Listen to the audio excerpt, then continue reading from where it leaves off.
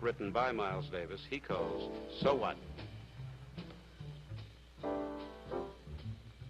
Vous nous définir une journée type avec Stéphane Diarra, comment ça se passe entre le moment où vous vous réveillez, est-ce que vous avez des petits rituels et le moment où vous allez sur votre lieu de travail? Comment ça se passe à partir du moment où vous êtes sur votre lieu de travail? Alors, la journée de 24 heures en réalité elle est trop courte parce qu'il y a beaucoup de choses à faire. Pour être clair, je me lève tous les jours à 5h30 et je me couche tous les jours entre 2 et 3 heures du matin. Donc en fait, je dois dormir à peu près, j'ai 3 heures de sommeil.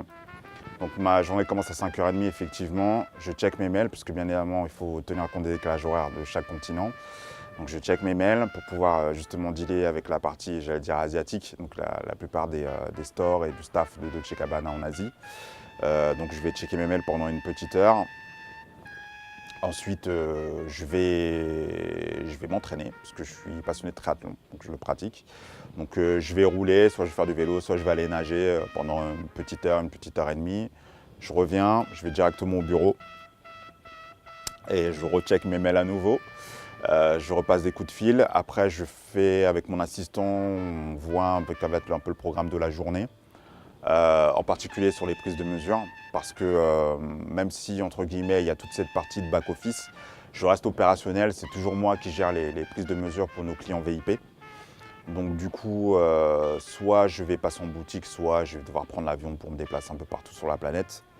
Et ça, en règle générale, les plannings sont faits 2 à 3 semaines à l'avance, donc je sais toujours ce que je vais faire. Et donc en fonction de cela, ça peut influer sur ma journée. Si j'ai un voyage à faire, voilà. Voilà, la journée est très bien remplie et au pas de course. Parce que dans ce secteur-là, il faut aller vite, bien, et il faut toujours être organisé. Donc ça, c'est quelque chose de très important. Et après, j'ai pris pour habitude de m'adapter aux situations, sachant que dans ce métier, il y a toujours des trucs absolument incroyables.